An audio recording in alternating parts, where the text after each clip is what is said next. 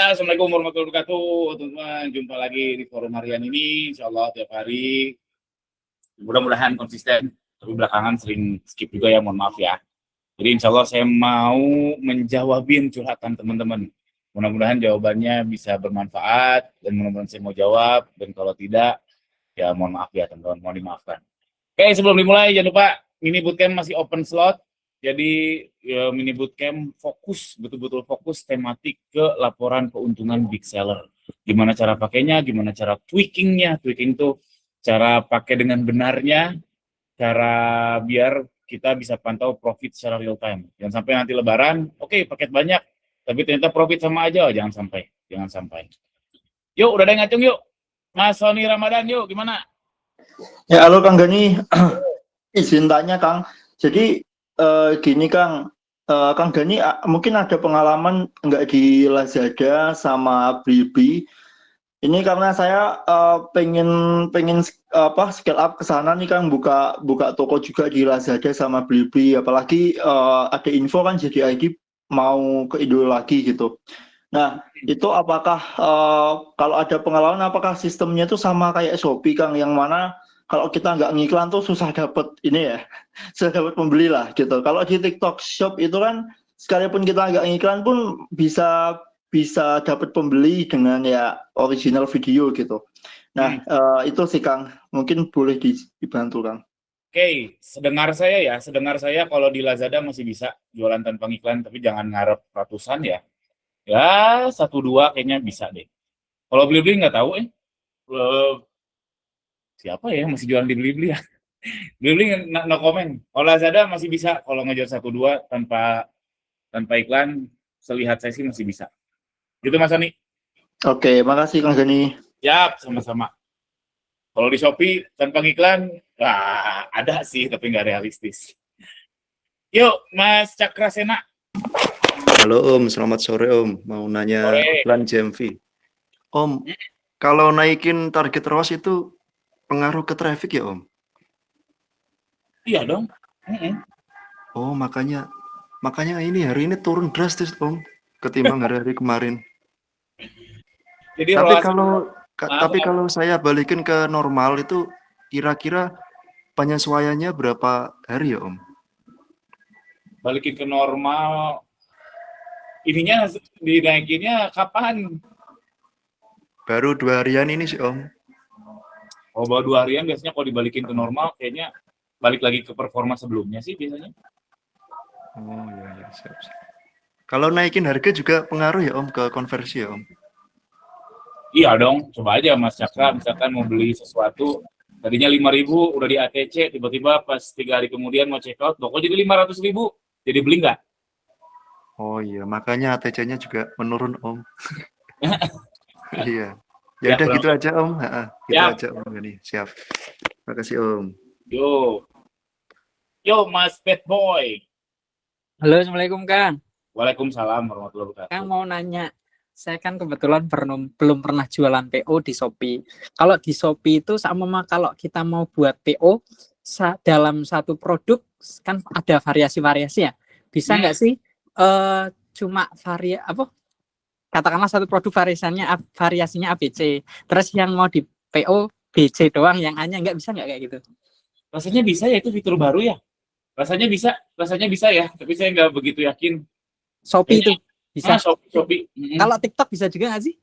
Wah, itu nggak tahu. Nggak tahu ya. Terus ini Om, seumpama satu produk. Halo.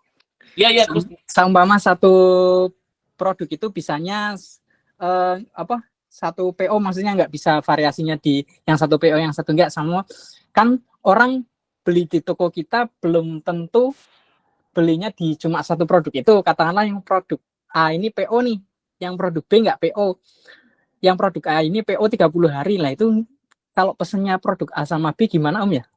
Oh nggak bisa, setahu saya nggak bisa dari sisi customer, dia nggak bisa check out ya. Kalau PO harus yang satu check outnya yang PO gitu ya? Ya betul, tahu saya gitu. Oke, makasih Kang. Ya, sama-sama. Yuk lanjut Mas Exito apa? Yuk, Exito. Halo Kang, selamat sore Kang. Sore. Ini Kang mau minta pendapat Kang. Sebelumnya saya mau tanya Kang, dulu Kang Gani kan punya toko baju Yuli itu Kang ya. Mm. Nah itu kan Akang produksi sendiri kan, beli bahan mungkin gitu kan ya Kang. Nah Ya, ini saya mau minta pendapat Kang ya. Takutnya saya salah nih. Untuk maksudnya pengeluaran ketika kita beli bahan segala macam itu dimasukin ke operasional atau ke HPP per pieces nantinya Kang?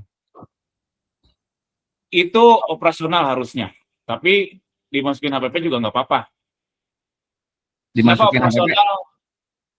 Dimasukin HPP nggak apa-apa, tapi aslinya kalau secara baku itu operasional. Kenapa? Karena beli satu roll kain sama beli katakanlah 20 roll kain, operasionalnya kan sama ya. Sewa lalamusnya sama, ya nggak? Iya Kang, betul Kang ya. Jadi kalau secara PSAK itu operasional, karena dia tidak variable cost terhadap jumlah kuantiti kita produksi. Tapi kalau mau dimasukin HPP juga nggak apa-apa sih sebetulnya. Oke Kang. Kendala di saya Kang ya, kalau dimasukin ke HPP, kadang suka bingung ya Kang, cash flow-nya, arus kasnya maksudnya, ini uang kemana nih gitu kan ya. Padahal ya jelas itu ongkos pembelian bahan yang digunakan ke HPP gitu kan. Lebih baik masuk ke variable cost kali Kang ya. Itu memang variable cost kan? Iya, Memang variable betul. cost. Lebih baik ke maksudnya bukan variable cost ya, maksudnya ke biaya operasional ya Kang ya. Bagusnya. Bagusnya menurut saya UMKM ke HPP. Oh, ke HPP Kang. Iya, bagi UMKM. Bagusnya ya. Contoh, kalau bukan hanya produksi, misalkan beli dari Cina, misalkan. Umumnya itu ya, beli dari Cina udah include ongkir. Itu masukin ke HPP. Bagusnya kayak gitu sih menurut saya. Oke Kang. Satu lagi Kang, masih ini boleh nggak Kang? Boleh, boleh.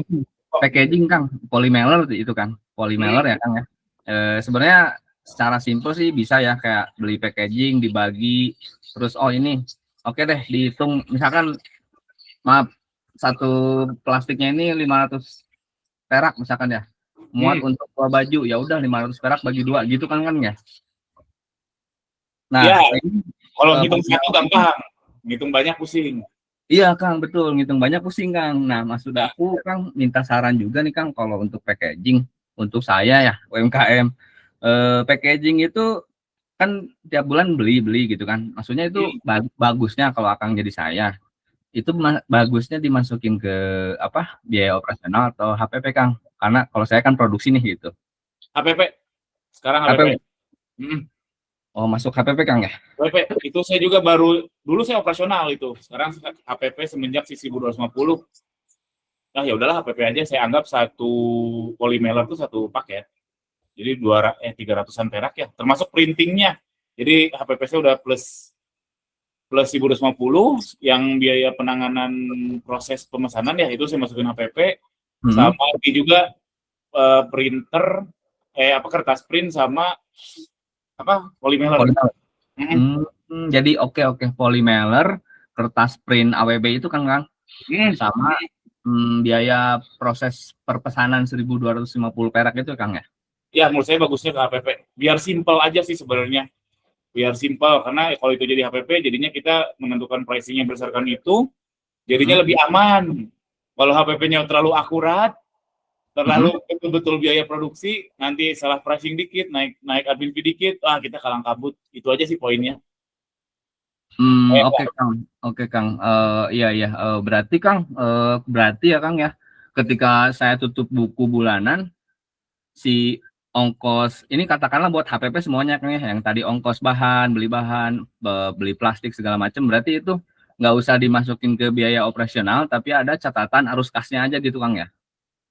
Kalau arus kas mah semuanya ada, mau beli apa arus kas semua ada. Yang jadi soal itu value stoknya Mas Exaito, value-nya pasti berubah-ubah di neracanya.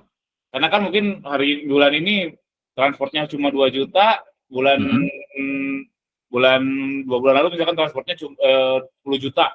Artinya kan nilai value-nya itu plus 10 juta, value barangnya. Iya. Nah Nah, paling gampang sih averaging aja. Jadi ada Vivo, ada Livo, ada average aja. Jadi per apa ya? Jadi dihitung, wah panjang lagi sebenarnya. Jadi dihitung average-nya itu per bulan itu misalkan jadinya plus berapa per pieces. Nanti pas rekonsil neraca atau stock of name tambahin aja itu 2.000 atau 3.000 per pieces. Oh iya, pas reconcile itu ya Kang ya. Oke. Kalau arus kas mah semua kena, kan namanya arus kas. Semua ada pergerakan dikit, ya kena. Iya betul Kang. Iya. Oh iya Kang. Oke Kang, makasih Kang ya. Yap, sama-sama. Iya Kang. Yuk, terakhir Mas Haki. Halo, selamat sore, Kang. Sore. Mohon maaf mau tanya, Kang. Saya kan di Shopee baru dan jualan tas wanita selempang-selempang gitu, Kang. Saya mau minta saran dong, Kang. Kalau misalkan pengen naikin penjualan itu lebih rekomen menurut Akang itu pakai iklan atau pakai agensi aja, Kang? Menarik. Pakai iklan atau pakai agensi? Agensi juga kan pakai iklan. Concernnya apa memang? Budgetnya ada nggak? Itu bisa dibicarain kalau misalkan nanti udah jelas tujuannya sih. Saya buta soal agensi soalnya, Akang. Setahu saya agensi nggak mau nerima yang newbie, setahu saya ya. Iya. Setahu saya, biasanya agensi sekarang banyak yang pilih-pilih. Kalau dia nggak pilih-pilih, siap-siap hamsyong aja. Saran saya sih, belajar sendiri dulu. Nanti kalau udah kebayang ini, budgetnya ada, baru agensi. Oh gitu, Kang. Iya. Oke, Kang. Makasih, Kang. Siap, sama-sama. Sip, thank you teman-teman. Jangan lupa yang mau ikut mini bootcamp, masih ada waktu 2 hari lagi. Sampai jumpa besok insya Allah. Assalamualaikum warahmatullahi wabarakatuh.